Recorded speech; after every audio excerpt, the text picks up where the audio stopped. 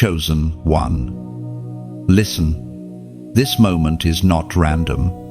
Out of all the noise, all the scrolling, all the distractions in your life, something in you pauses right here. You feel that tug in your spirit, that sudden stillness, like time slows down for just a second. That is not the algorithm. That is not coincidence. That is heaven interrupting your routine to say, I am talking to you. You have never truly fit in, and you know it. You tried to blend, tried to be normal, tried to silence parts of yourself just to be accepted. But even when you pretended, you still felt the difference.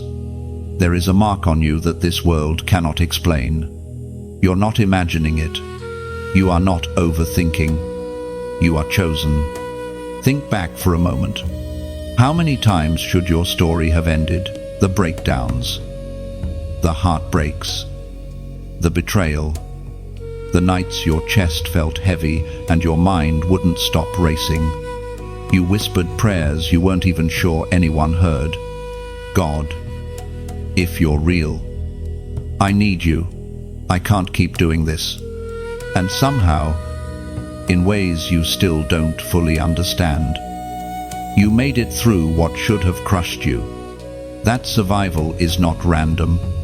That strength is not natural. That is evidence. Evidence that a hand greater than yours has been holding you together when everything in your life was falling apart. You have walked through things that would have turned other people cold, bitter, or numb. But something in you refuses to let go of hope completely, even when you feel empty. A tiny flame still burns.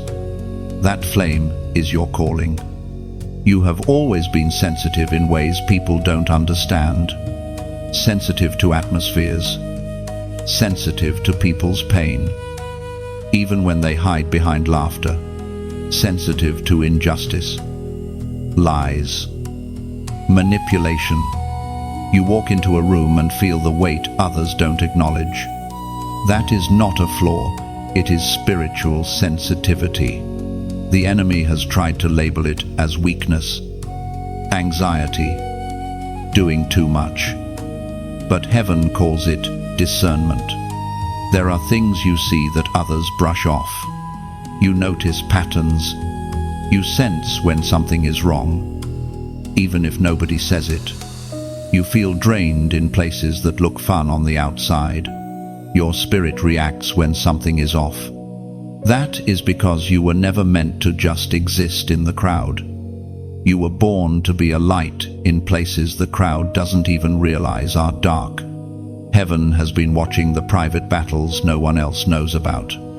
The arguments in your own mind, the cycles you are tired of repeating, the way you keep saying, I want to change. I want to be free. I don't want to keep going in circles. You're tired of fake peace, fake happiness, fake healing. You want something real. Right now, in this very moment, there is a holy invitation extended toward you. You can sense it. This doesn't feel like just motivation. It feels heavier, deeper, more personal. Heaven is not just encouraging you. Heaven is confronting you with love. There is a destiny on your life that you cannot keep postponing. The ancient words recorded in Romans, in the book of Romans, chapter 8, verse 28. And we know that in all things God works for the good of those who love him, who have been called according to his purpose. You have felt fear. Fear of failing. Fear of being disappointed again. Fear of trusting God fully and then being hurt. Fear of letting go of what is familiar, even if it's broken. But this word comes to cut through that fear. You are not walking into your calling alone. You are not trying to fix your life by yourself. The same God who kept you alive in the darkest moments is the God who is now saying, I am working even this together for your good. You are called according to my purpose. You are standing at the doorway of a new chapter, not a cute slogan, not a cliche, a real shift. There is a softness in your heart right now that will not always be there if you keep ignoring it. When your heart responds like this, when conviction pierces you, that is a gift. It means heaven has not gone silent on you. It means you are still being pursued. This is why you cannot treat this like just another video. This is why you can't scroll past like nothing happened. Something in you already knows, this is for me. This is my confirmation. This is my wake-up call. Everything in hell wanted you numb, distracted, and too tired to care. But look at you still listening, still wanting God, still open. That is proof of who you really are. So this is your moment to respond. Not tomorrow, not when life is less busy. Now, if your spirit is saying, this is my word, then don't stay silent. As an act of agreement with heaven, I want you to do something simple but prophetic like this. Share it with someone who needs to hear what you're hearing. Subscribe so you remain connected to this flow of word over your life. And in the comments, write this number 777. By writing that, you are declaring, I align with heaven. I am chosen. I will not go back. I step into divine completion and spiritual awakening. This is not for everyone, but if you know you are one of God's chosen ones, this is your response. You start to realize that your life has never looked normal. Not really. While others seem to glide through seasons without disruption, your path has been filled with sharp turns, sudden endings, and strange weight you couldn't explain. People left without closure, friendships fractured for reasons that made no sense, rooms you were never invited into, opportunities that seemed perfect but mysteriously slipped away. For so long, you read these as rejection, as proof that you were less than, unworthy, not enough. But heaven calls you to look again. There is a difference between being cast aside and being set apart. And you are now discovering you were never thrown away. You were hidden. The patterns in your story are not random. They are marks, signatures, evidence that the hand of God has been writing on your life from the very beginning. Think of how often you've been too much for some and not enough for others. Too deep, too intense, too honest, while others could stay shallow. Something in you always searched for meaning. You were the one asking, why are we here? What is the point? Why does this feel wrong? You weren't trying to be difficult. You were wired for more. That ache for purpose, that restlessness with empty conversations and empty lifestyles, that is a mark of a chosen one. Notice the timing of your pain. Have you seen it? Every time you were on the edge of a new level, new relationship, new opportunity, new environment, something seemed to rise up against you. Misunderstandings, sudden conflict, a heaviness you couldn't name. It felt like sabotage. But what if some of those collapses were protection dressed like loss? What if heaven said, no, not this way, not with them, not here, and put its body in front of a door you were never meant to walk through? You have often carried blame that wasn't yours, in families, in friend groups, in teams. You somehow became the one who felt the weight of everyone's emotions. When there was conflict, your heart broke first. When someone was hurting, they found you. People dumped their pain on you because even in your own brokenness, they felt safe with you. That's not random. Chosen ones often become emotional shelters long before they know they are called to be healers. And yet, you also know the sting of being blamed for things you didn't do. Misread, misjudged, labeled. You tried to explain your heart, but your words fell flat. You were punished not for your evil, but for your difference. Heaven knows the tears you cried after being misunderstood. Those tears weren't wasted. They washed your vision, cleared your heart, and trained you to care more about God's perspective than human approval. Another mark: you cannot enjoy what others enjoy without feeling the weight of it. Where others can sin, numb themselves, and move on, you feel sick inside. The joke doesn't land for you. The environment feels off. The compromise leaves a bitter aftertaste. Your conscience screams where there's whispers. That's because you are branded. Even in your rebellion, you never really fit in with darkness.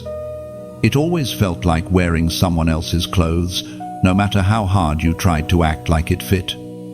Your spirit knew it didn't.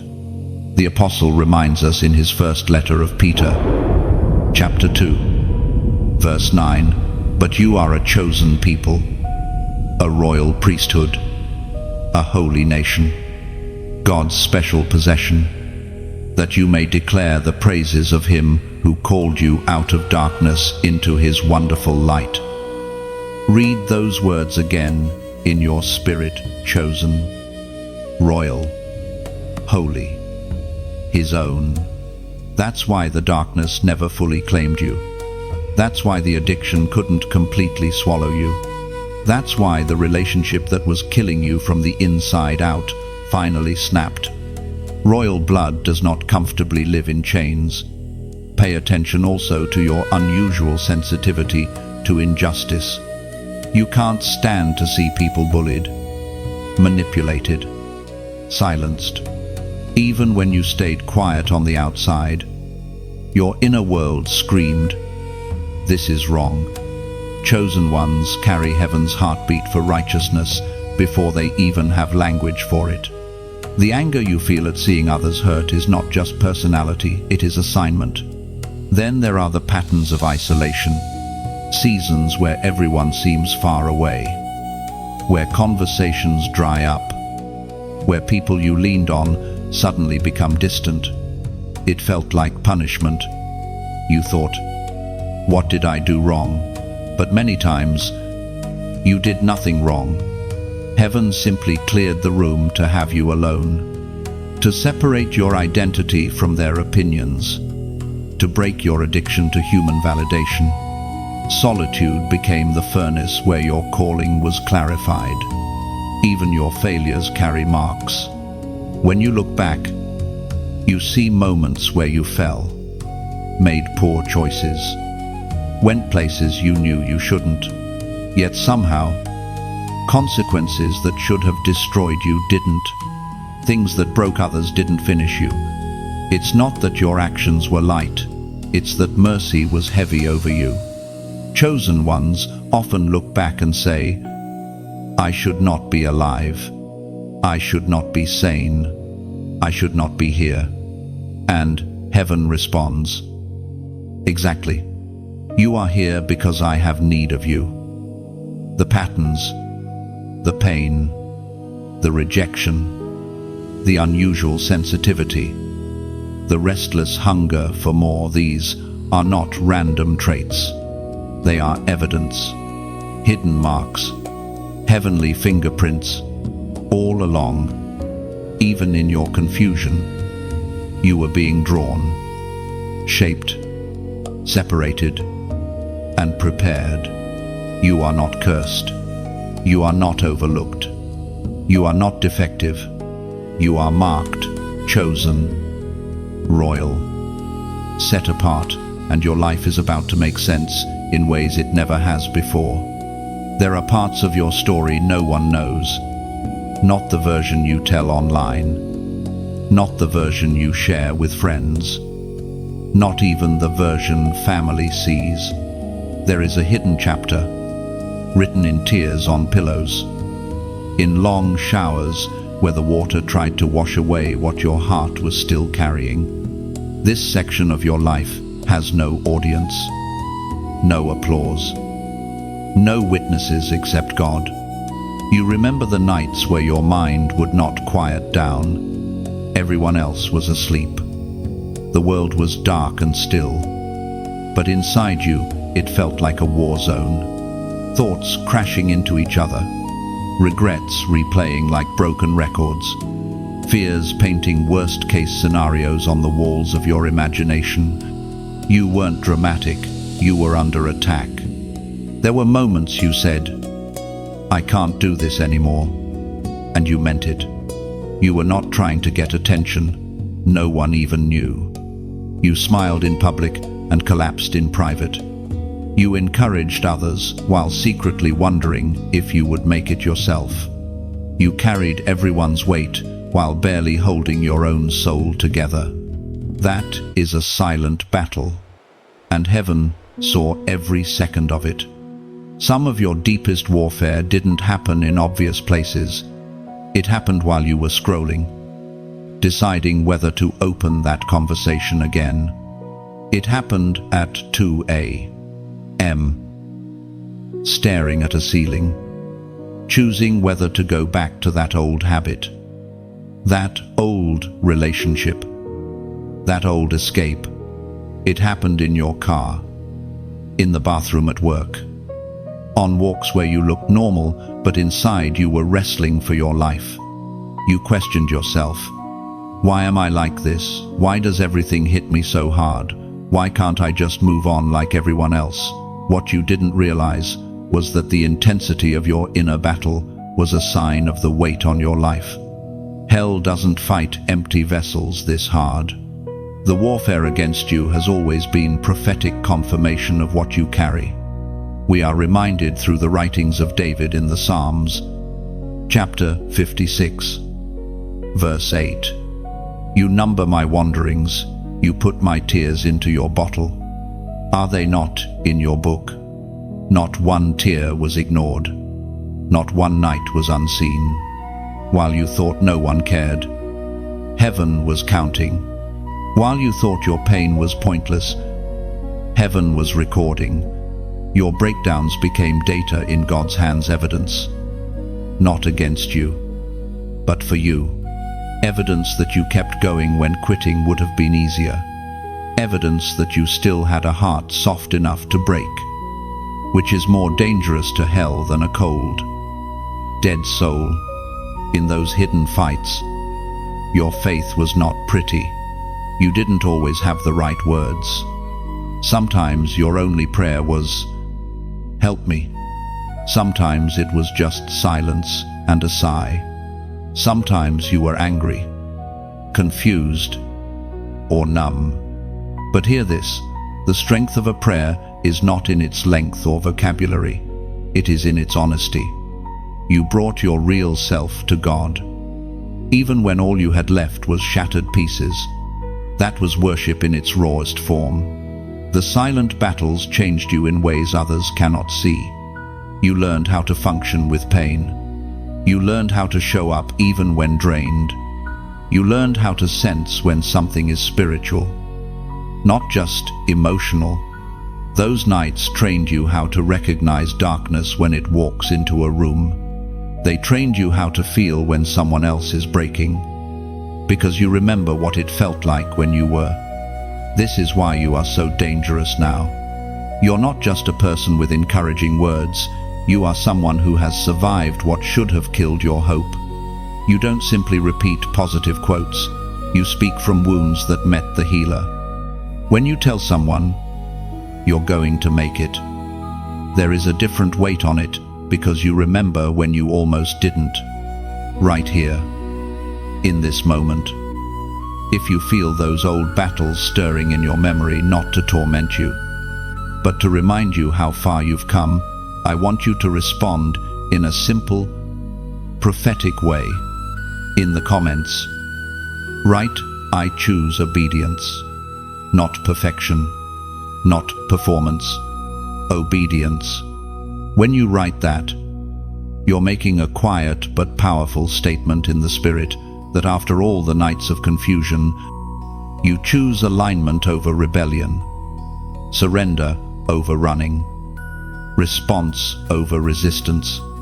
You are declaring that your silent battles will not end in secret defeat, but in visible victory, because you are finally agreeing with what heaven has been speaking over you all along. There have been moments in your life where the reaction you got from people didn't match what you gave them. You showed up with kindness and were met with coldness. You walked in with pure intentions and somehow became the target. You tried to help, and instead of being thanked, you were pushed away, mocked, or quietly resented. For a long time, you blamed yourself. You thought, maybe I'm the problem. Maybe I should just stay quiet. Maybe I should shrink. But there is something else at work. Something deeper than personality, clashes, or bad chemistry. Your presence, whether you realize it or not, carries light, and light always exposes whatever has been thriving in the dark. Think about the environments where you've never been fully welcomed. The group where everyone jokes about the same sinful thing, but you can't laugh. The circle where gossip is normal, but you go quiet instead of joining in. The place where compromise is celebrated, but something in you feels uneasy. You don't have to preach. You don't have to point fingers. Your very discomfort speaks. Your silence convicts. Your standards irritate the parts of people that don't want to change. That is why some people have tried to dim you. They rolled their eyes when you talked about spiritual things. They accused you of being too deep, too serious, too sensitive. They made fun of your convictions so they didn't have to confront their own. You internalized that mockery and tried to tone yourself down, laughing at what hurt you, joining in where you didn't belong, pretending you were okay with what your spirit was screaming against. Yet every time you tried to blend in, it felt wrong. You felt a quiet grief afterward, like you had betrayed something sacred inside yourself. That's because you are not wired for darkness. You can touch it, but you cannot live in it without feeling your soul suffocate. Others can swim in it for years and call it freedom. You wade in for a moment and feel chains. You've also experienced the hostility that shows up out of nowhere. People who don't even know you deciding they don't like you. Co-workers who feel threatened by you before you say a word. Family members who react strongly when you start changing. When you say no to old patterns. When you begin to set boundaries. It feels irrational on the surface, but in the spirit, it makes sense. You're not just changing habits, you're interrupting cycles that have been comfortable for darkness for generations. As was spoken in the sacred texts of old in the Gospel of John, chapter 1, verse 5, the light shines in the darkness, and the darkness has not overcome it. That verse is your reality. You are not the conflict, you are the light that reveals it. When you walk into a place, what is hiding tries to stay hidden. When you start waking up spiritually, everything around you that is asleep feels irritated. When you begin to say no to what once controlled you, the spirits that fed on your agreement grow restless. It's not just that people don't like you, it's that the darkness in them recognizes the threat in you. This is why some relationships crumbled the moment you decided to pursue God more seriously. You didn't become judgmental, you became aligned. You stopped being available for what drained you. You stopped laughing at what wounded you. You stopped participating in what poisoned you. And suddenly, People told you, "You've changed," like that was a bad thing. But the truth is, you were finally becoming who you were always meant to be. You've been called standoffish, when really you were guarded. You've been labeled proud, when really you were finally refusing to beg for places that dishonored you. You've been accused of thinking you're better than everyone, when in reality you were just tired of betraying your spirit to be accepted. Heaven saw every accusation and every tear that followed. And heaven says to you, now you are not crazy. You are not the villain in every story. You are light. And light is rarely welcomed by what has learned to function in the dark. Even within your own mind, there has been warfare surrounding your identity. Thoughts whispering, "Tone it down. Stay quiet. Don't bring God into this. Don't be different." Those are not humble thoughts. They are silencing strategies. Because if you ever fully embrace who you are in God, if you ever fully let your light burn, the darkness that has been comfortable around you will be forced to retreat or be transformed. Your task is not to make everyone comfortable. Your assignment is not to be universally liked. Your calling is to shine, to carry truth, to walk in love and purity, even when it makes others confront their compromise. Your light is not an accident, it is a weapon. And every strange reaction, every unjustified attack, every season where you felt rejected for no reason has been confirmation. Your light has always been disturbing their darkness. You are standing closer to a line than you realize. Not a line you can see with your eyes. Not a physical border, but an invisible threshold in the spirit. It's that place where you can't keep living the way you used to. Yet you haven't fully stepped into who you're called to be. You feel the tension every day now. The old patterns don't satisfy you, but surrender still scares you. You are standing at the point where indecision becomes a decision. You have felt it for a while. The way certain habits now feel heavier. The way certain places leave you more empty than before. The way certain conversations drain you until you feel like you have to spiritually shower afterward. Things you used to tolerate now irritate your spirit. Laughter feels hollow.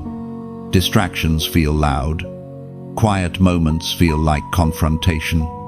That isn't random discomfort. That is heaven applying pressure. There comes a time in every chosen one's life where delay stops being harmless. At first, God whispers gently. You feel occasional conviction, a nudge here and there. You tell yourself, "I'll change soon. I'll get serious later. I just need to sort out a few things first." You keep pushing it forward next month, next year, after this relationship, after this season. But your soul knows the truth later is a trap that often becomes never. The enemy doesn't always need you to say no to God. Sometimes he just needs you to say not yet, over and over again, until your heart grows numb.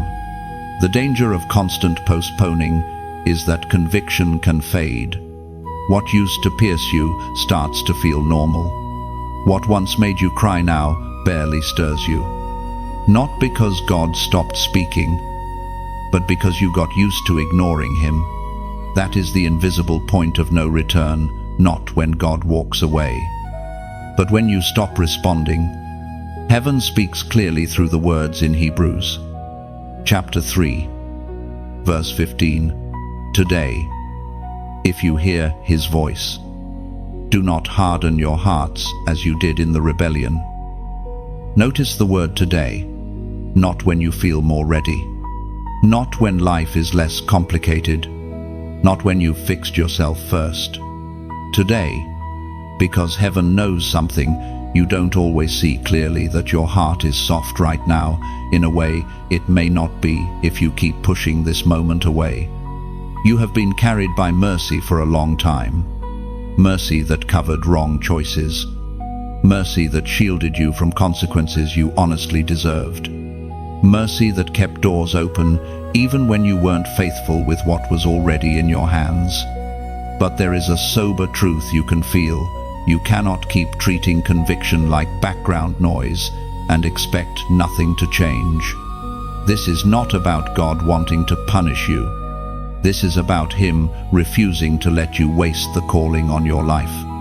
You are too important to heaven's plan to stay stuck in cycles that steal your strength, your focus, your purity, your peace. Every compromise costs you something. Every time you choose distraction over obedience, part of your sensitivity dulls.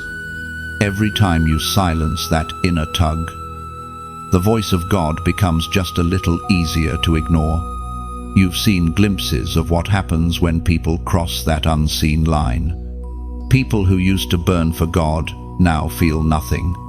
People who used to hear clearly now live in confusion. People who once had tears in worship now stare blankly, unmoved. That didn't happen overnight. It happened one ignored conviction at a time. One not tonight at a time. One I'll come back to God when I'm older at a time. The fact that your heart is stirred right now is proof that you have not crossed that line. You are not too far gone. Grace is still reaching. Mercy is still speaking. Heaven is still interrupting your scroll, your routine, your excuses. But this is not a moment to admire conviction and then keep living the same. This is a moment to respond. And I want you to know this: I am not speaking to you as a distant voice trying to pressure you. I am speaking to you as someone deeply invested in your destiny. Someone who believes God is doing something real in you through these words. If this is impacting you, if it is awakening something deep in you, then stay connected to this journey, gently, sincerely. I ask you like this, so you remember it. Share it with someone whose soul is also standing at a line they cannot see. And subscribe, so that every time heaven sends a word through this channel, you don't miss it. Not for numbers, for your growth, for your alignment, for your calling. You are standing at a holy crossroads. On one side, familiarity, comfort, cycles that feel safe but slowly drain you. On the other, surrender, unknown. Obedience that feels risky but leads to real life. Heaven is not shouting at you in anger. Heaven is extending a hand and saying, "Come with me." Do not harden your heart. Not this time. There is something you keep circling back to. A pattern, a habit, a conversation, a person. You tell yourself, "It's not that serious. I can handle it. I'll stop before it goes too far." And yet, every time you go back, you feel a little more empty, a little more distant from God, a little more tangled on the inside. You wouldn't call it rebellion. You'd call it struggle. You'd call it weakness. But heaven is exposing it for what it really is, a baited hook. That one compromise has a name in your life. Maybe it's that late night chat you reopen when you're lonely, even though you know where it leads. Maybe it's that secret sin you keep as your escape, even though it's turned into your prison. Maybe it's the environments you visit where you pretend to be someone you've already outgrown. You keep telling yourself you can go in and out of it whenever you want, but if you're honest, it is the thing that walks you further from God every time. Hell is not stupid. It studies you. It knows what hurt you, what you crave, what you fear. It doesn't waste time with temptations that don't work. It sends you custom-made bait, tailored to your history. And this one, compromise, this little thing you keep excusing, has been engineered to do one thing: numb you. Not just make you fall once, but slowly, quietly, gently numb you so that one day you wake up and no longer feel convicted. Listen closely, that is the real danger. Not that you slipped, repented, and came back. The danger is when slipping starts to feel normal, when conviction fades, when what once made you tremble now barely stirs your heart. That's when compromise becomes a doorway. And on the other side of that doorway is spiritual blindness. Right now, heaven is standing in front of that door. There is a voice in your spirit saying with urgency, "Don't do it. No matter the price. Don't send that message. Don't answer that call. Don't go back to that website. Don't walk into that place one last time. Don't return to what God has already dragged you out of." Heaven speaks clearly through the words in Deuteronomy, chapter 30, verse 19, "I have set before you life and death, blessings and curses. Now choose life, so that you and your children may live." You are not just choosing for today. You are not just choosing for yourself. Your yes or no in this moment is drawing a line that will echo into your future, into your relationships, into your bloodline. The enemy wants you to believe this is small. God is telling you it is a doorway. On one side, life. On the other, death in slow motion. You've already tasted what this compromise does to you. The shame afterward. The distance you feel from God. The way worship feels harder. Prayer feels dry. The Bible feels distant. You promise, never again. And then the cycle repeats. This is not because you are weak beyond repair. It's because you keep trying to fight a spiritual war with half surrender. You lay it down with your words, but keep the access open with your actions. This is why heaven is confronting you with such intensity, not to condemn you, but to rescue you. That one compromise is not harmless. It is an assignment, an open door, a legal invitation you keep handing to darkness. As long as you protect it, it will continue to steal clarity, peace, and authority from your life. What would happen if, right now, you took it seriously, if you blocked the number, deleted the thread, unfollowed the account, cut off the access, changed the route, confessed the sin, exposed the secret, refused the invitation? Would it hurt? Yes. Would it feel like a loss? Yes. But what if that temporary pain is the price of permanent freedom? Chosen one, you are not meant to live half-free. You are not called to spend your life apologizing for the same chain. There is more for you.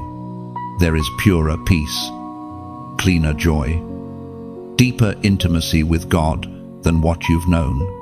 But it is on the other side of a real decision. So, in this moment of clarity, I want you to answer heaven with a simple prophetic act. In the comments, type 444. Not as a cute number, but as a declaration. I choose alignment with the one who goes before me, stands beside me, and guards behind me. I choose life over death, obedience over compromise, future over familiarity. Let that number be your line in the sand, your silent shout into the spirit realm that you heard the warning, and you choose to walk away from the one compromise that has tried to destroy you. There were seasons where you kept getting almost free, almost healed, almost consistent, almost surrendered. Doors would open and then close. Opportunities that looked heaven-sent faded without explanation. Relationships that felt like answers suddenly shifted. You thought it was bad luck, spiritual attack, or people failing you, and sometimes it was. But other times, it was something more sobering: mercy, stepping back because you kept stepping away. This is the part nobody likes to talk about. We love the God who forgives, restores, embraces, and He truly does. But we forget that the same God who is rich in mercy is also holy. And holiness will not forever chase what continually chooses rebellion. There is a point where ignored conviction becomes a hardened heart, where repeated disobedience begins to change not God's love for you, but your capacity to feel that love. Think of how many times you have felt that inner nudge. Don't go there. Don't text them. Don't say that. Don't watch this. Don't ignore me. And yet, in the moment, the pull of comfort, pleasure, or pride felt louder. You said, just this once, even though it wasn't the first time. You told yourself, I'll repent later, as if conviction would always be as easy to access as it is now. At first, every compromise bothered you. Your stomach twisted. Your chest felt heavy. You cried and apologized and promised you wouldn't do it again. But over time, if you were honest, some things started to hurt less. The tears didn't come as quickly. Your apologies became shorter, more mechanical. Your sense of urgency faded. That is not because sin became less serious. It's because your heart began to adapt. According to what is revealed in the book of Proverbs, chapter 29, verse 1, whoever remains stiff-necked after many rebukes will suddenly be destroyed without remedy. That verse sounds harsh until you understand what many rebukes means. It means God didn't speak once and walk away. He spoke repeatedly. He tugged on your heart through sermons, songs, random conversations, quiet whispers, sleepless nights, and even videos like this. Every time you felt that conviction, it was mercy. Every time you were warned, it was love. But there is a real danger in hearing truth again and again and refusing to respond. You become good at ignoring God. Closed doors sometimes were not punishment. They were protection from your own stubbornness. God saw that if certain opportunities had stayed open while your heart was still divided, they would have accelerated your destruction. So He shut them, and you called it rejection. He removed people you were obsessed with keeping, because He knew they were anchors to your compromise. You mourned what you lost. Heaven celebrated what didn't get the chance to kill you.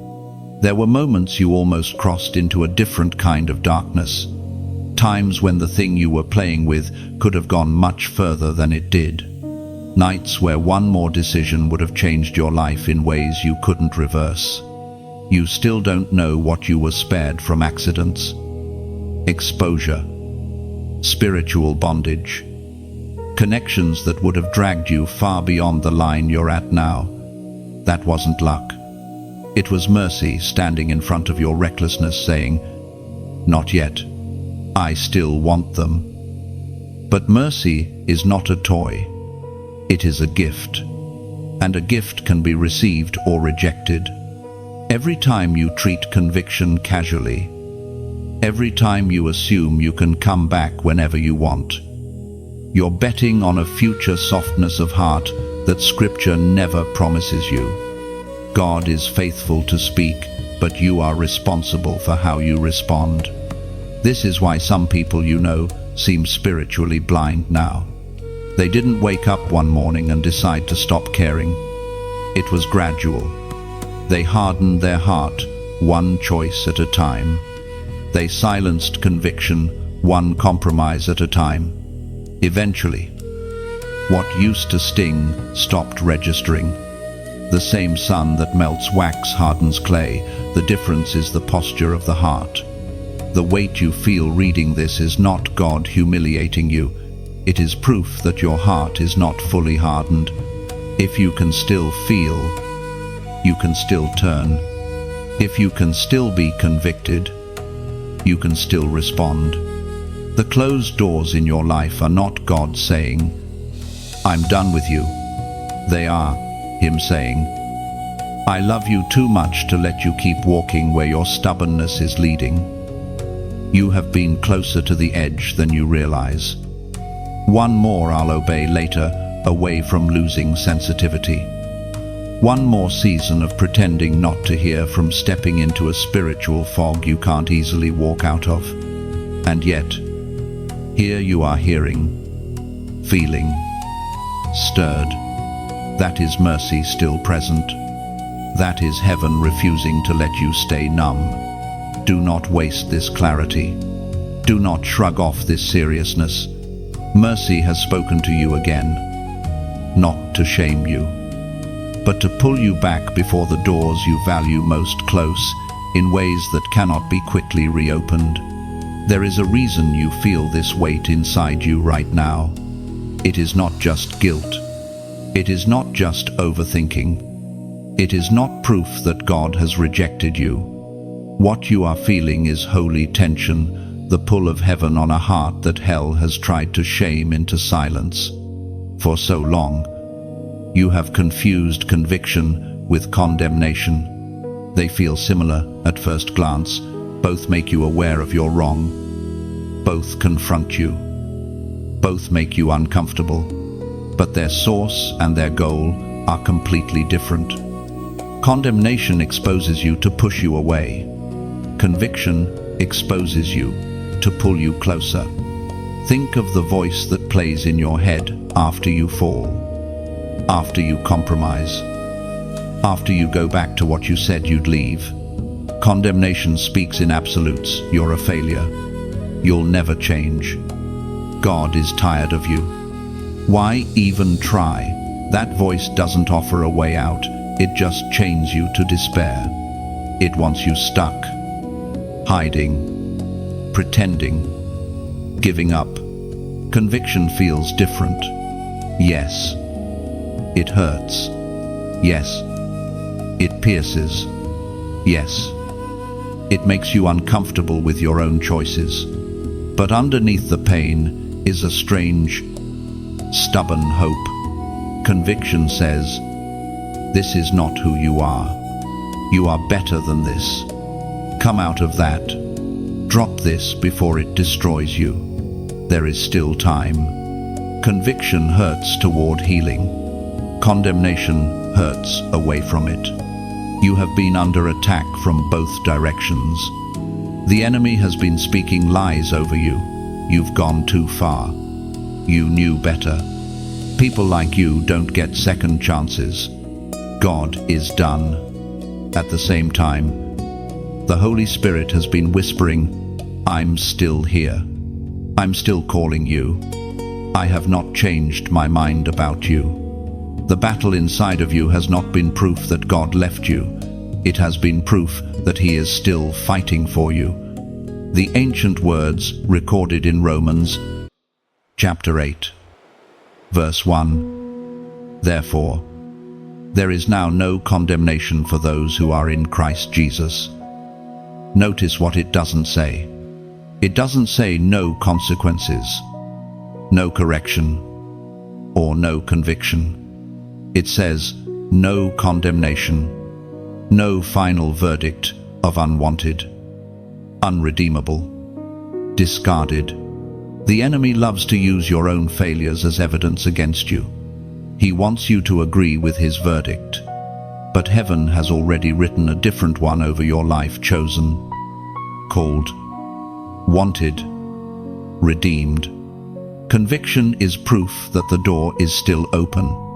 If God had given up on you, you would feel nothing. You would sin and shrug. You would drift and not care. The fact that you feel this tug, this uneasiness, this internal wrestling is not a curse. It's a gift. It means your heart is not dead. It means the Spirit is still moving. It means Jesus is still calling your name. Think of how many times you've tried to move on from God. You told yourself, "I'll just do my own thing.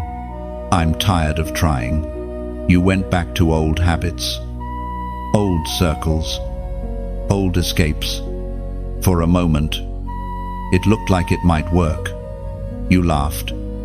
You distracted yourself. You tried to drown out the quiet. But in the middle of the noise, something was missing. The satisfaction was short-lived. The environment felt wrong. You lay in bed afterward with a familiar emptiness, whispering, "This still isn't it." That dissatisfaction is mercy. God has refused to let you be fully comfortable in what is killing you. The enemy wanted your heart hardened, your conscience seared, your sensitivity dulled until you saw no need for God at all. But heaven allowed your fun to feel hollow, your rebellion to feel heavy, your sin to feel bitter because you are not built for bondage. Even your shame has been twisted evidence.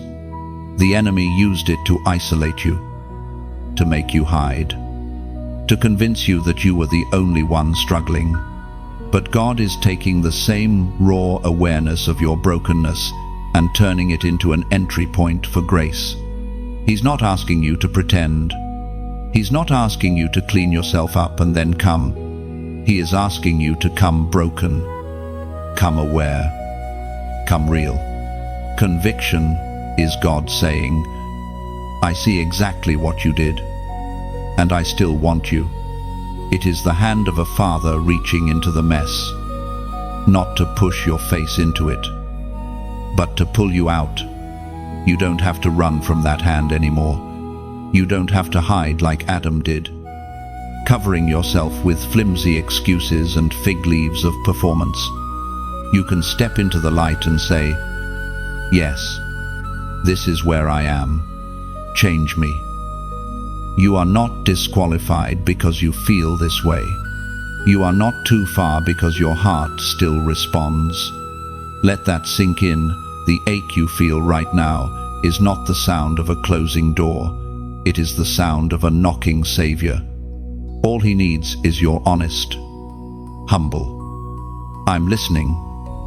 You have thought your decisions only affected you, that what you say yes or no to in secret is your personal business, your private struggle, your individual journey. But heaven sees further than you do.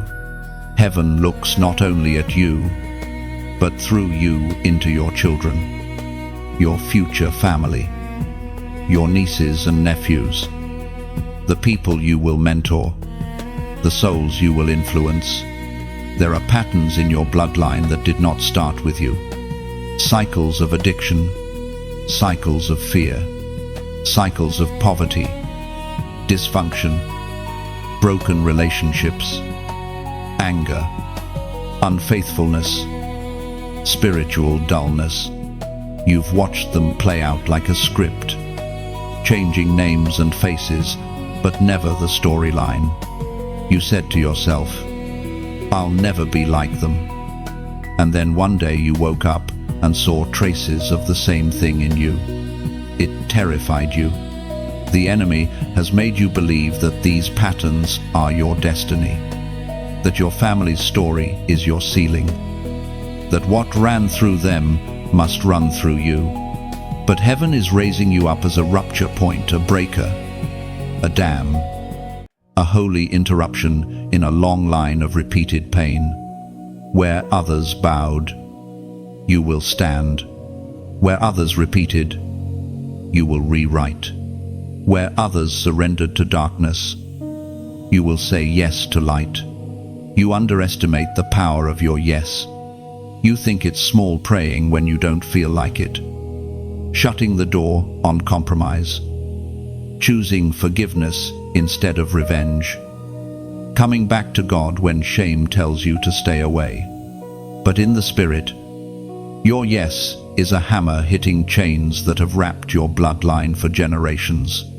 Every time you obey, even trembling, another link weakens. The voice of God thundered in the book of Exodus, chapter 20, verse 6. But showing love to 1,000 generations of those who love me and keep my commandments. 1,000 generations. That is how far your obedience can echo. God is not just thinking about your week. He is thinking about your lineage. The enemy has been content to steal from your family line for decades, even centuries.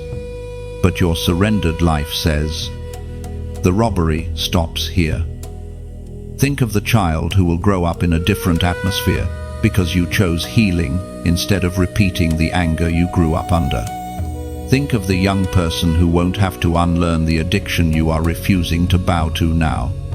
Think of the sibling, cousin, or friend who will see you truly transformed and realize, if God can do it for them, He can do it for me too. Your yes is not just personal, it is prophetic. You are prophesying over your future every time you obey in the present. When you close that door to sin, you are opening a door of protection over those who will come after you. When you choose to break silence and bring things into the light, you are declaring that secrecy and shame will not rule your family anymore. When you choose covenant instead of casual hookups, you're building a new blueprint for love that younger eyes will one day read. You have felt the pull of both histories inside of you. On one side, the familiar pull of what everyone else did, how they coped, how they escaped, how they reacted. On the other, the unfamiliar pull of holiness, obedience, surrender. One feels easier because you've seen it modeled. The other feels terrifying because it's new territory. But the very fact that it's new is why it matters. Someone has to be first. Someone has to be different. Someone has to say, it ran in my family until it ran into me. This is why the warfare against your yes has been so intense. It's not just about your feelings this week. Hell knows that if you truly surrender, if you truly align, if you truly walk in obedience, you will become a doorway heaven uses to flood your family line with light. The enemy has been fighting you hard because he is terrified of what will be born from your obedience, children. Ministries, businesses, movements, reconciliations, restorations. There will be people who don't understand why you are so serious about God. They will say, relax. It's not that deep. You're doing too much. But they don't see what you see. They don't feel what you feel when you look at your family tree. They don't wake up with the awareness that you are standing between what has been and what could be. They are living inside the story. You have been invited to help rewrite it. So, right now, if something in you is rising a holy stubbornness, a quiet fire, a sense that it stops with me, I want you to respond. In the comments, type yes, Lord, not as a cliche, but as a covenant. Those two words are you signing your name on heaven's assignment over your life. You are declaring, use me to break what broke them. Use me to birth what they never saw. Use me to write a new chapter for my generations. Your yes today will echo further than you can see. There were seasons where everything went quiet around you. Calls slowed. Invitations stopped. People you thought would be there forever slipped into the background of your life. The spotlight moved elsewhere. You weren't the first pick, the favorite, the one they chose. Life started to feel like one long hallway of closed doors and unanswered questions. You looked around and thought, did I miss it? Did I mess up too badly? Did God change his mind about me? Days blurred into weeks, weeks into months, and it felt like nothing was moving. No big breakthrough, no obvious miracle, just you, your thoughts, your battles, and God's silence. That season had a name: wilderness. The wilderness is not glamorous. There are no crowds there. There is no applause for how you secretly keep choosing God. No one claps when you say no to temptation at 1 a.m. No one hands you a medal when you choose prayer over scrolling, worship over worry, obedience over comfort. From the outside, it looks like nothing is happening. But in heaven's training academy, the wilderness is where royalty is forged. You see, crowns aren't given in comfort, they are prepared in obscurity. Before David ever sat on a throne, he fought lions and bears alone in the fields. Before Joseph ever ruled in Egypt, he learned faithfulness in a prison no one saw. Before Jesus began his public ministry, he was driven into the wilderness to be tested, to confront the enemy with nothing but the Word and the Spirit. Your wilderness has had the same purpose. It has stripped away the noise so you can finally hear. It has exposed the props you used to lean on so you can finally stand on God alone. It has taken away quick validation so you can stop living off approval and start living off assignment.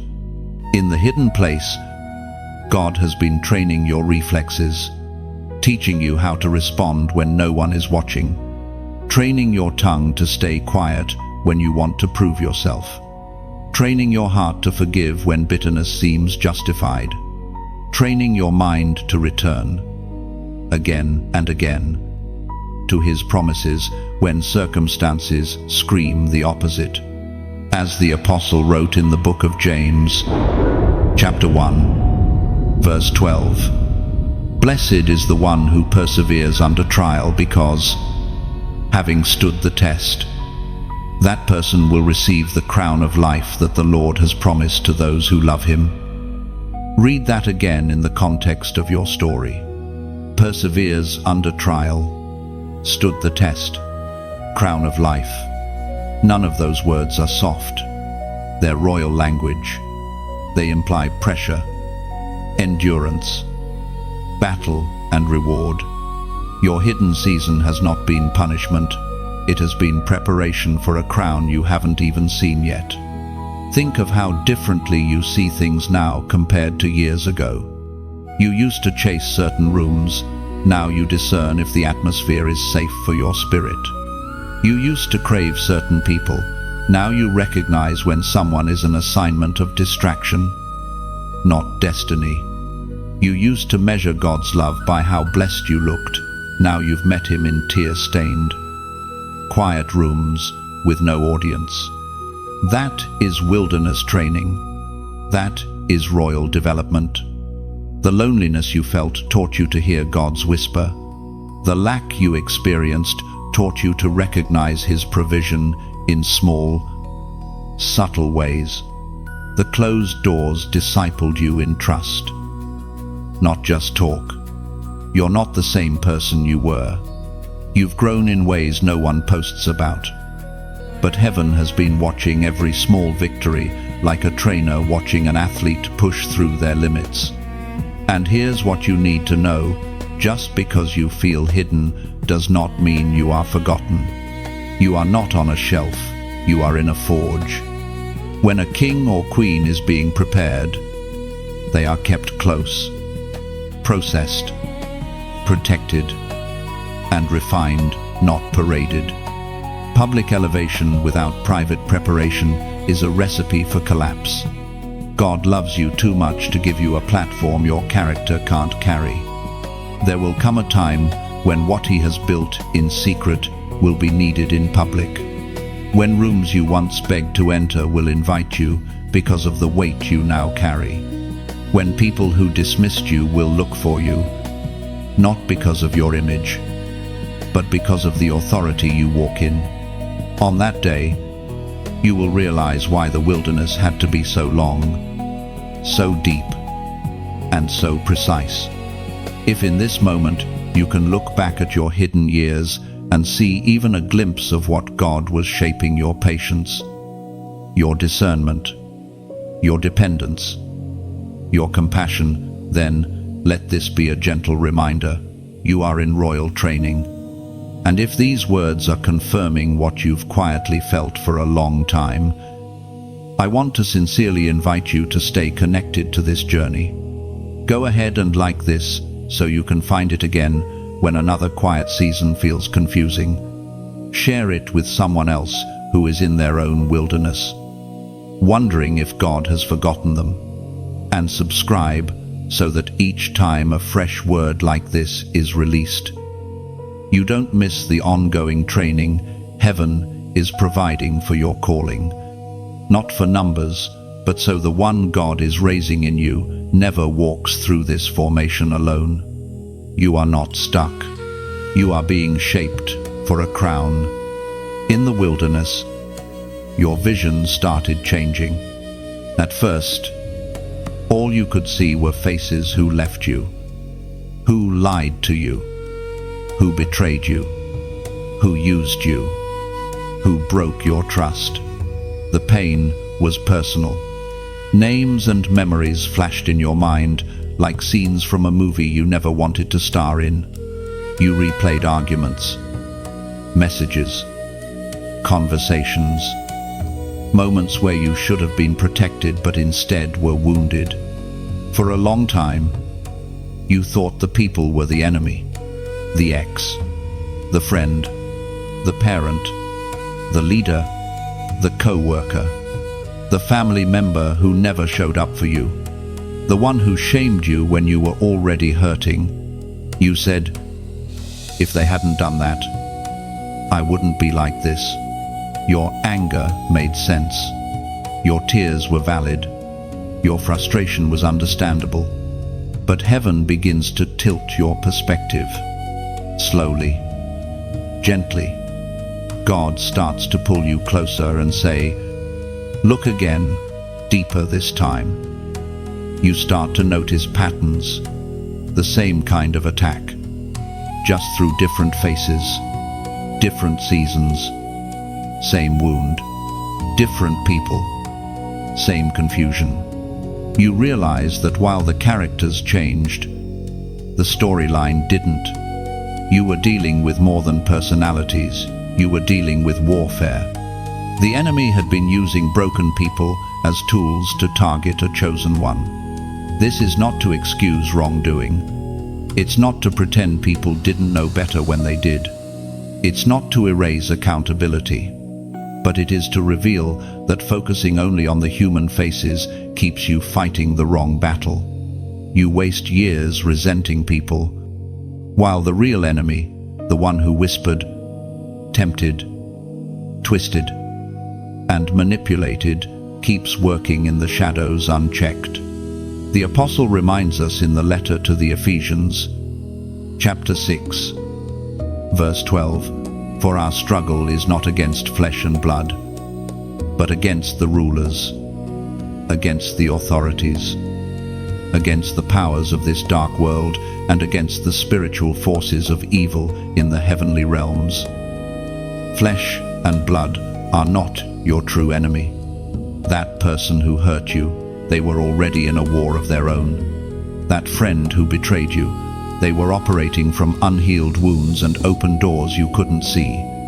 That parent who spoke curses instead of blessings, they were repeating what had been spoken over them. Brokenness broke you, but its roots went deeper than one generation.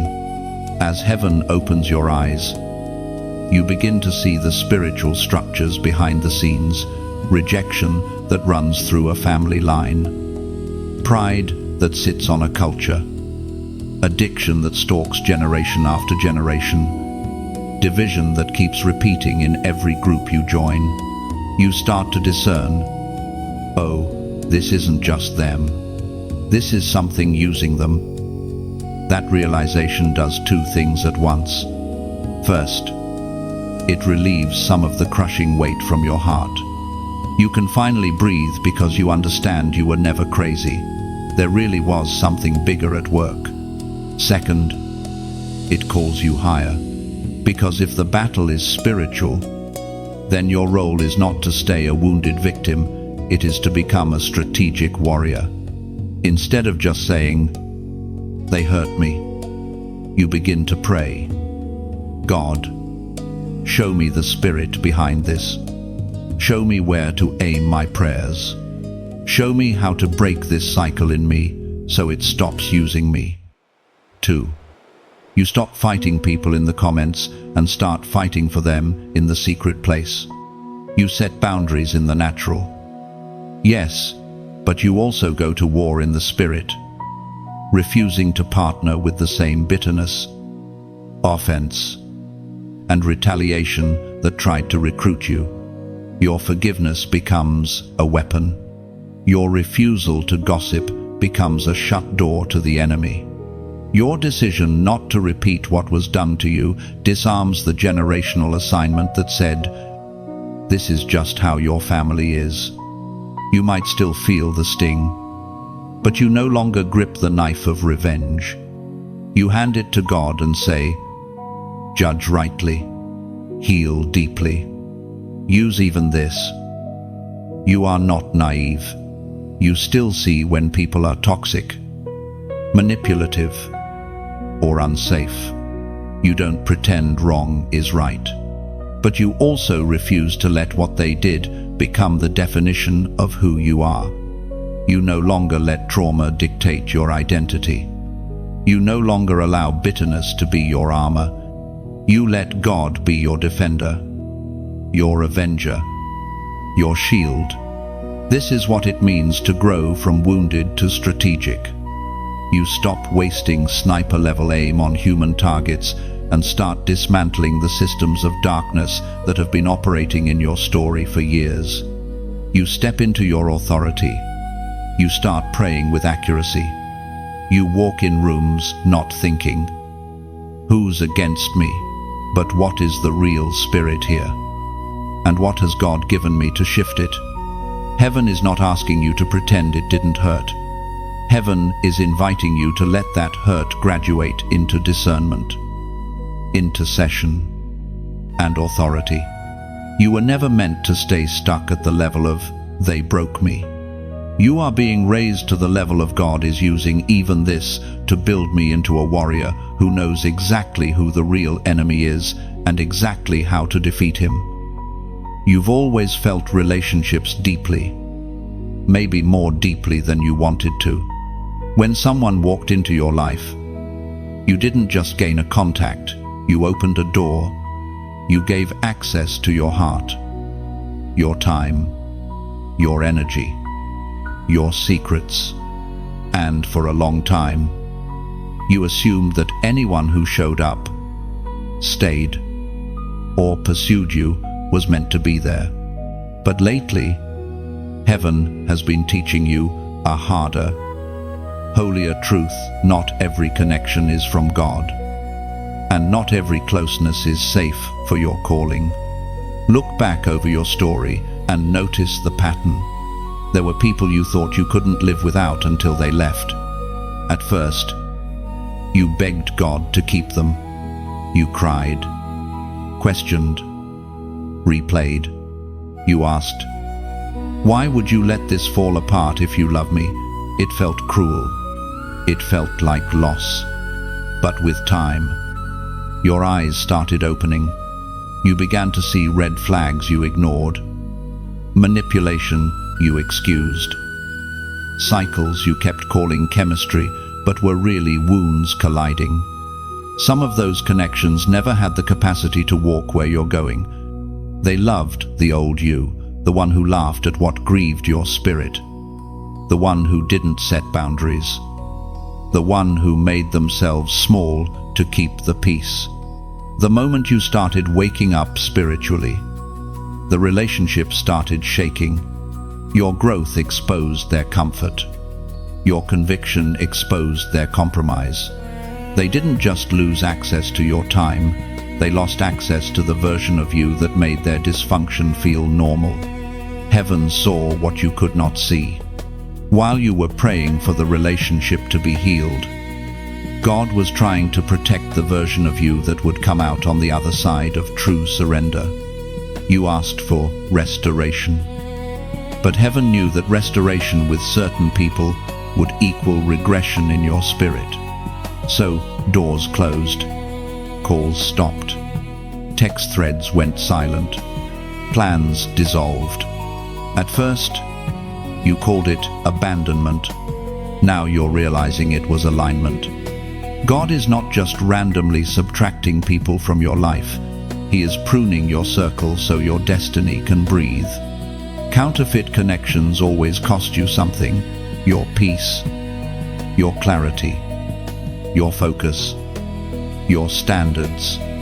Real, God-sent connections might stretch you, correct you, and sharpen you, but they will not constantly pull you back into darkness, confusion, and compromise. The Apostle reminds us in his second letter to the Corinthians, chapter 6, verse 14, "Do not be yoked together with unbelievers.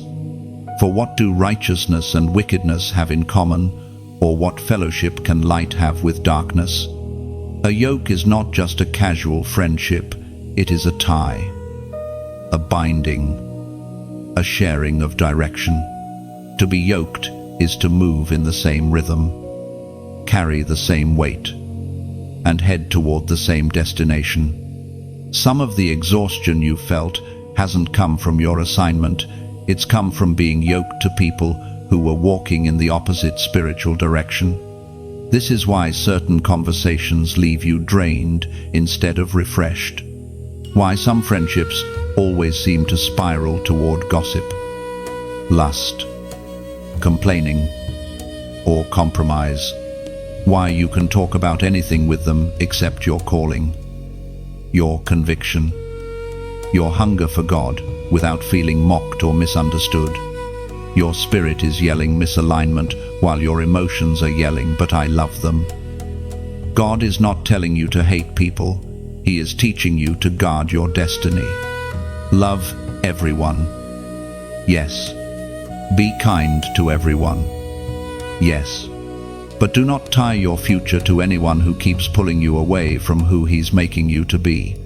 There is a difference between someone you minister to and someone you build with, between someone you are called to help and someone you are called to covenant with. In this season, heaven is sending replacements, not because people are disposable, but because your calling is too important to be surrounded only by those who knew the old you. God is bringing divine connections, people who don't just enjoy your presence, but honor your purpose. Friends who challenge you to grow, not shrink. Mentors who call out the gold in you when you're tempted to see only dirt. Partners who pray with you, not prey on you. And as he sends the real, he will keep exposing the counterfeit. Expect some invitations to fall through. Expect some people to show their true motives when you start saying no more often. Expect some circles to grow smaller while your calling grows louder. It will hurt, but it will also heal. There is a holy courage required in this, the courage to let go without bitterness, to release without cursing, to trust that when God closes a door, he is not punishing you, he is protecting something sacred in you. If you feel that holy rearranging happening, old connections fading, new ones slowly forming, your discernment sharpening, I want you to mark this moment in the Spirit. In the comments, type 555. Let that number be your agreement with heaven. I embrace divine alignment. I release counterfeits. I welcome God-ordained connections that match my calling, not my past. You are not losing your people, you are finding your tribe. There comes a moment in every chosen one's journey when the atmosphere shifts and you can feel it, even if nothing looks different on the surface yet. The pressure you've carried begins to feel strangely lighter. The resistance that once met you at every turn suddenly weakens. The doors that stayed locked for years start to rattle on their hinges. You wake up one day and something in your spirit whispers, something has changed. These are the days of unusual favor and sudden shifts. For so long, it felt like everything was delayed. Prayers unanswered, dreams on pause, efforts unnoticed. You sowed in tears, obeyed when no one clapped, trusted when nothing made sense. You watched others run ahead while you stayed hidden, processed, pruned. It seemed unfair. You wondered if God had skipped over your address. Now, the very ground that felt hard is beginning to respond to your footsteps. The seeds you forgot you planted are breaking through the soil. Conversations you thought went nowhere start bearing fruit. People who once ignored you suddenly remember your name. Opportunities that would have crushed you years ago are now showing up with timing that feels almost too precise to be coincidence. This is not random luck. This is what it looks like when obedience, timing, and purpose intersect. You start noticing patterns in the favor. It's not about everything becoming easy. It's about the right things becoming possible. Where there was constant no, you begin to hear yes, but from unexpected places. A closed door in one direction redirects you to an open gate you never noticed. The job that rejected you months ago clears the path for a role more aligned with your calling. The relationship that ended abruptly created space for healing. And now you find yourself surrounded by people who honor the new you instead of clinging to the old. Heaven has been working behind the scenes while you thought nothing was happening. There were meetings you were not in where your name was mentioned. Rooms you hadn't walked into yet where your gift was needed. Decisions made far away that would eventually intersect with your obedience. While you were in the wilderness, learning to trust, God was preparing gates in the distance to open at the exact time you would be ready to walk through them. The voice of God thundered in the book of Isaiah, chapter 45, verse 2, I will go before you and will level the mountains. I will break down gates of bronze and cut through bars of iron. This is what you are beginning to see now. Gates that stood for years, gates of fear, limitation, lack, rejection. Old narratives about who you are being broken from the inside out. Some of these bars of iron weren't external at all. They were in your mind and heart. The lies that said, you don't deserve this, you're too late, you're too broken, you're not qualified, are being shattered as God walks ahead of you. Ancient gates are openings that have been closed over families, regions, and bloodlines for generations. In your line, there may have been a gate of financial freedom that was never fully opened, a gate of healthy marriages, a gate of true intimacy with God, a gate of creative expression, leadership, influence, or ministry that stayed shut because of fear, sin, or unbelief. Now, because of your yes, heaven is placing pressure on those gates. This is why things are shifting so suddenly. What looked stuck for years is moving quickly because the groundwork has finally caught up to the promise. All those quiet decisions to obey when you could have compromised, to keep praying when you felt nothing, to forgive when revenge seemed reasonable, those were not wasted. They were keys forged in the dark. And now they are turning in locks you forgot existed. Unusual favor is not always flashy.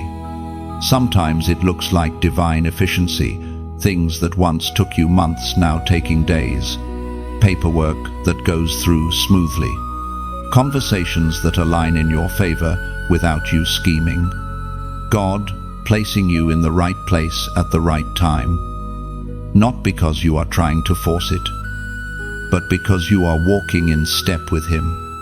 There will be moments when you feel almost unqualified for what is opening. That is normal. Favor doesn't mean you did everything perfectly. It means you stayed when others left. You yielded when you could have resisted. You let me prepare you when no one was watching. God is not rewarding perfection. He is honoring surrender. And as these gates open, your posture matters.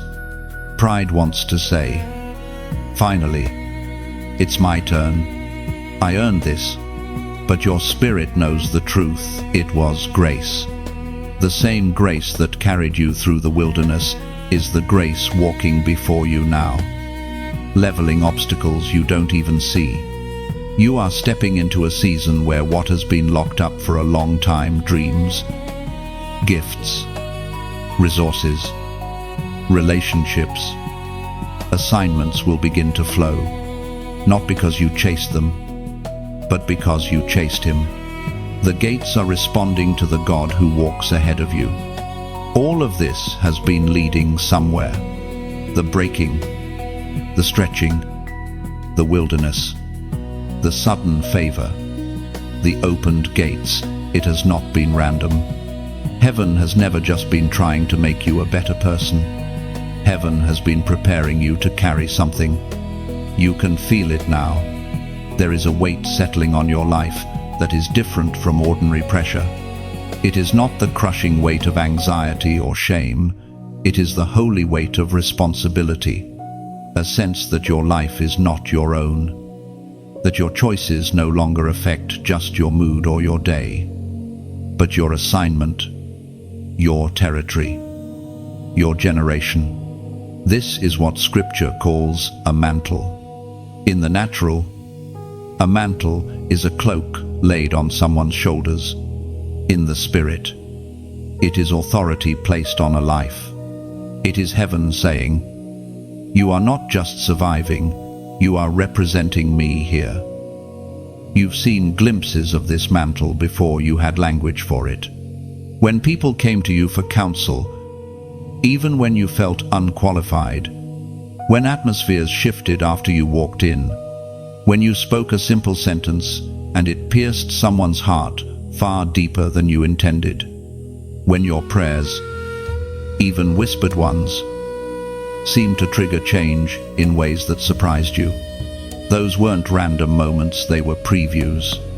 A mantle is not glamorous up close.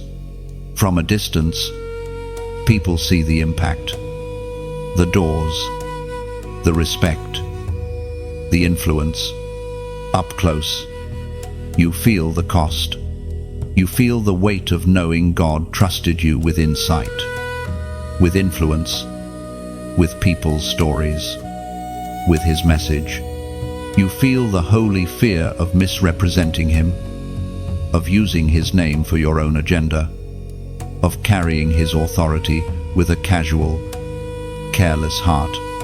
Yet heaven chose you anyway, not because you are the strongest, the smartest, or the most put together, but because you are yielded, because the very breaking you went through killed some of your pride, because the wilderness taught you dependence, because the pain carved out space in you where glory can now rest without being contaminated by ego. You may still feel small, scared, or unworthy when you sense this mantle. You might think, God, why me? There are so many others more holy. more consistent, more gifted. And heaven responds, I am not asking you to carry this in your own strength.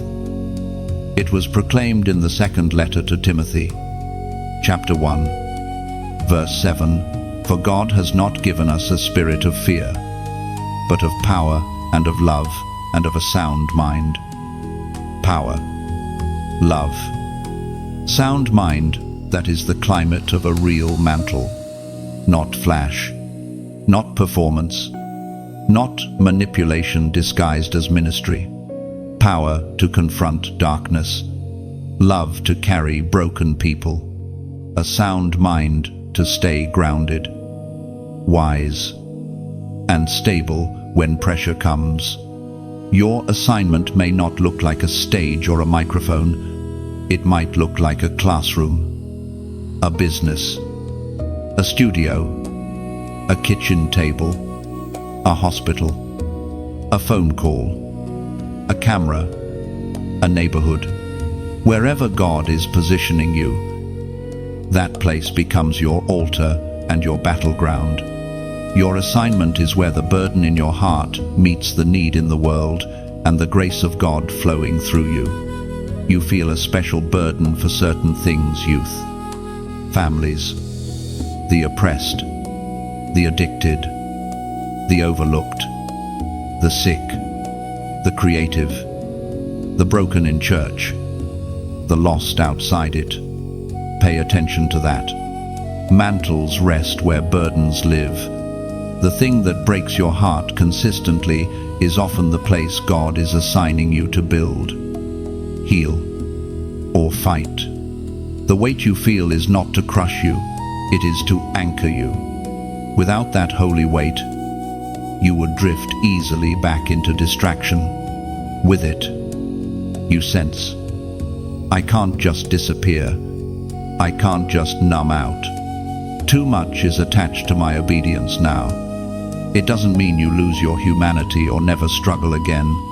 It means even in your humanity, you are aware I carry something. Carrying a mantle means you will sometimes walk alone, not because you're better than others, but because you can't live like everyone else anymore, where others can shrug off disobedience.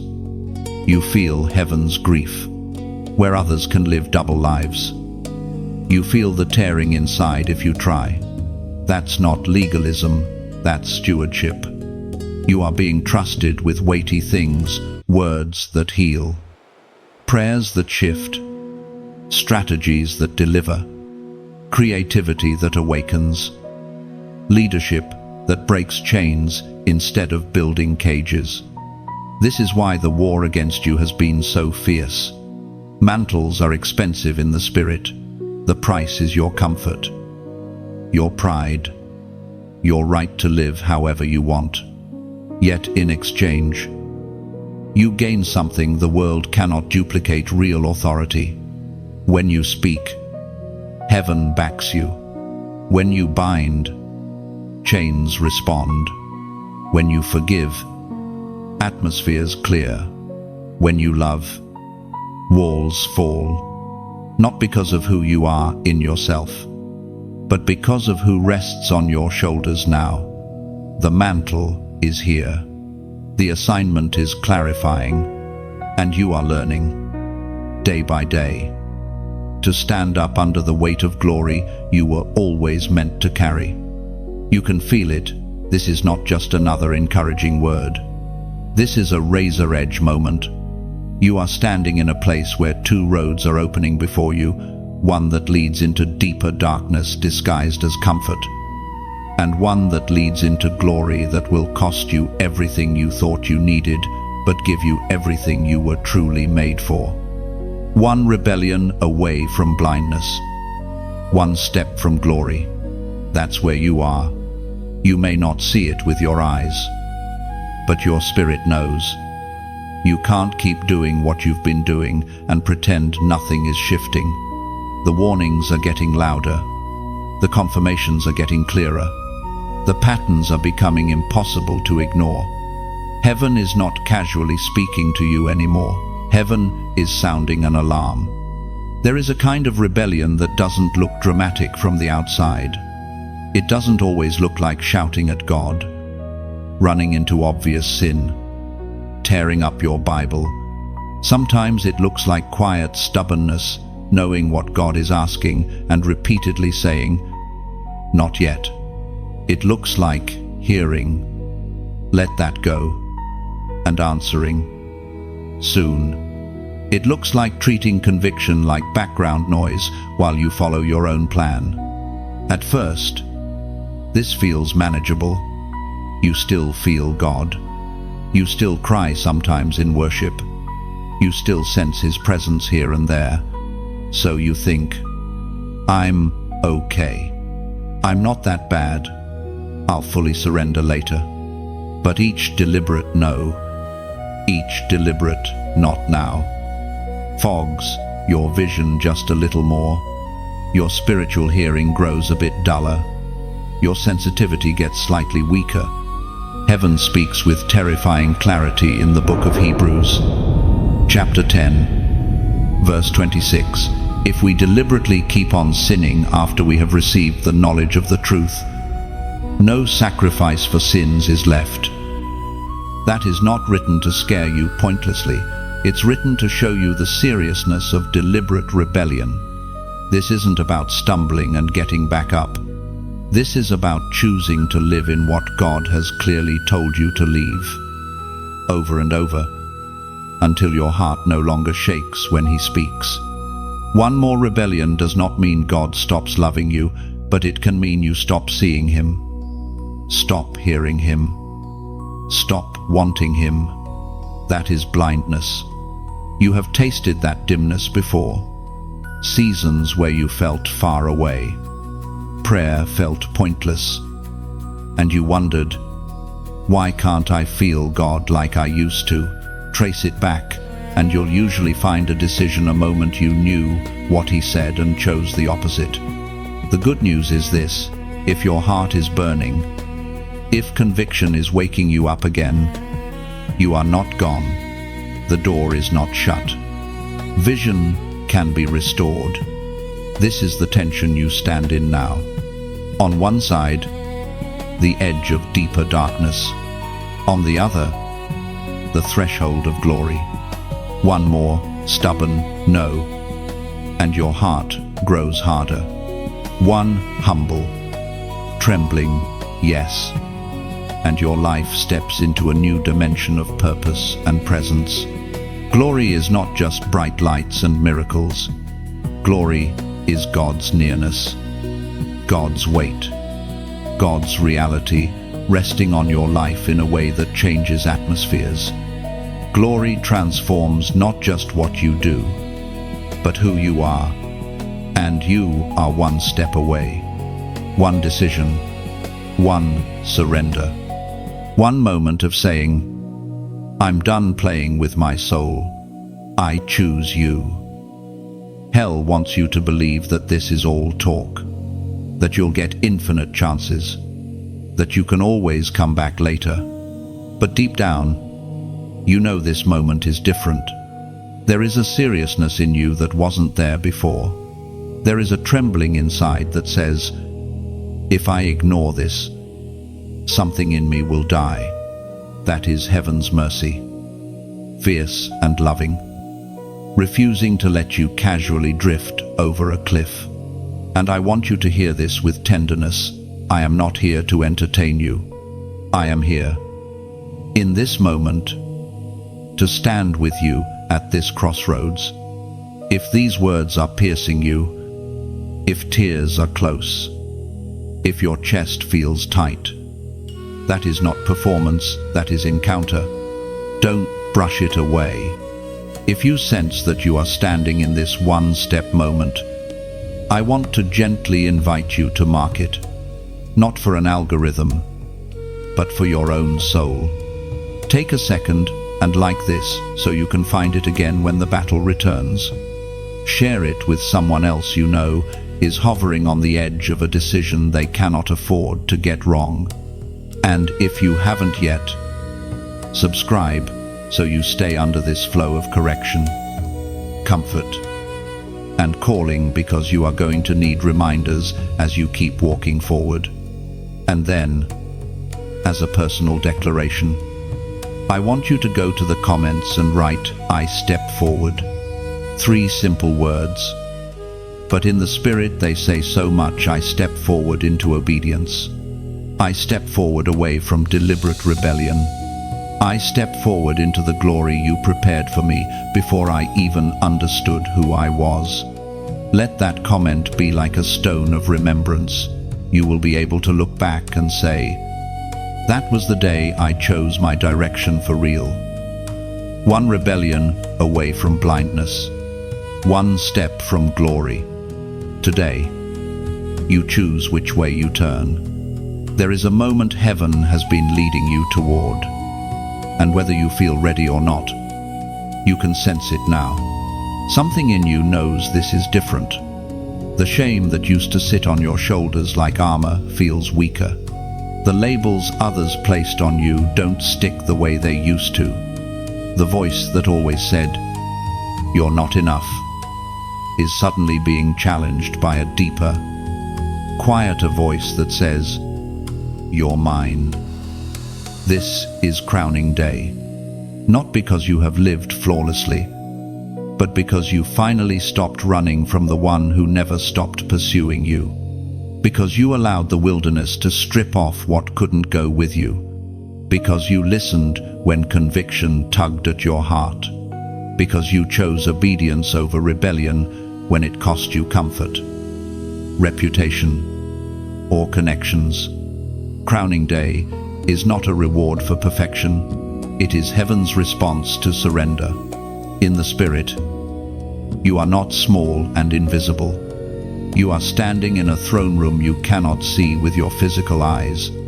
The King is before you, not distant, not blurred by your shame, not hidden behind your failures. Clear, present, eyes that see every fracture in your story and still look at you with unwavering love. He steps toward you, not away. He has watched every time you disqualified yourself. The moments you said, "I'm too inconsistent, I'm too dirty, my past is too heavy, someone else would do a better job." He saw the times you sat in the back, spiritually and emotionally, convinced that chosen was a word for other people. You wore those conclusions like a cloak, as if they were truth. But heaven never agreed with them. As was spoken in the book of Revelation, chapter 1, verse 6, "To him who loves us and has freed us from our sins by his blood, and has made us to be kings and priests to his God and Father, to him be glory and dominion forever and ever. Amen." Here that loves you, freed you, made you to be royalty and priesthood, not will love you if, not might free you when you perform better, not could make you something useful one day. Loves, freed, made, past tense, finished act. The crown is not a future maybe, it is a present reality waiting to be embraced. Crowning Day is when you stop arguing with what God has already declared over you. When you stop telling him why you can't be who he says you are. When you stop exalting your failure above his blood. It is you finally reaching up, with trembling hands, to touch an identity that has been hanging over your life since before you ever knew his name. See it with the eyes of your spirit, the King standing before you, holding a crown.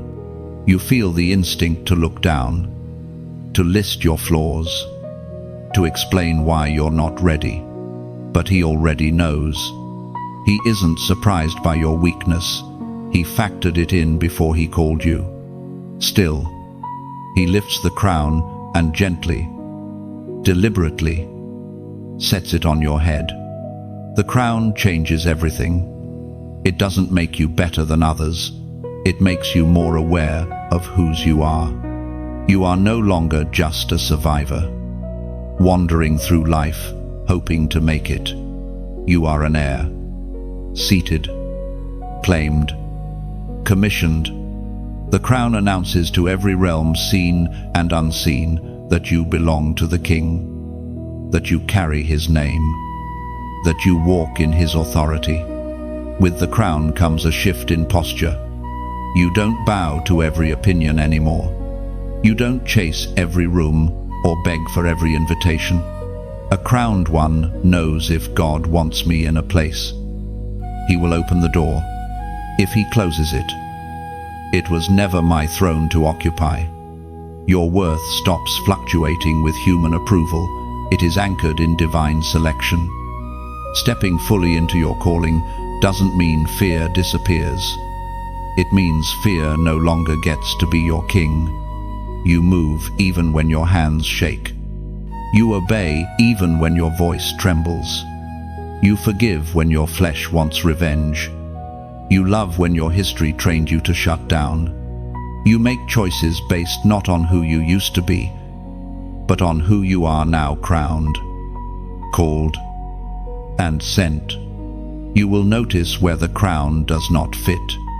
Certain environments you once tolerated will feel too small for the weight you carry. Certain conversations that once entertained you will now feel beneath your purpose. Certain relationships will either rise with you or fall away.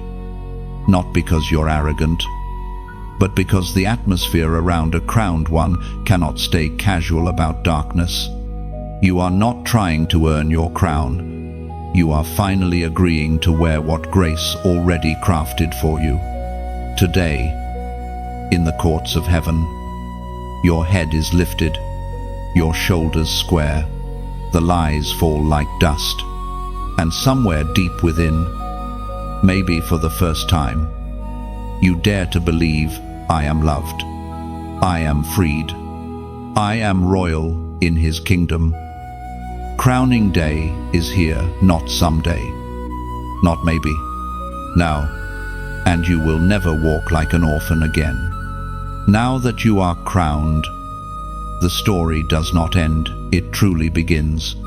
Heaven did not walk you through breaking, wilderness, realignment, favor, and crowning just so you could feel better about yourself for a moment. All of this has been about what happens next, you walking the earth as one of God's marked ones, a living signal of another kingdom. You are not merely a church person or a spiritual type. You are a carrier of presence. Wherever you go, you don't just enter spaces, you bring something with you. Workplaces, classrooms, streets, homes, group chats, platforms, private conversations. These are now your territories. They are not random, they are assignments. Your life, from this point forward, is a walking declaration that light exists, that mercy is real, that transformation is possible. People may not know your whole testimony, but they will feel the difference. The same environments that once swallowed you will now be confronted by the one who lives in you. The same darkness that used to intimidate you will now be unsettled by your very arrival. You won't always feel spectacular. Some days you'll feel tired, ordinary, tempted, or weak. Yet even on those days, the mark on you doesn't fade. God does not take the crown off your head just because your emotions fluctuate. You are his, consistently, even when you're still learning how to walk like it. It is into this everyday reality that Jesus speaks your identity.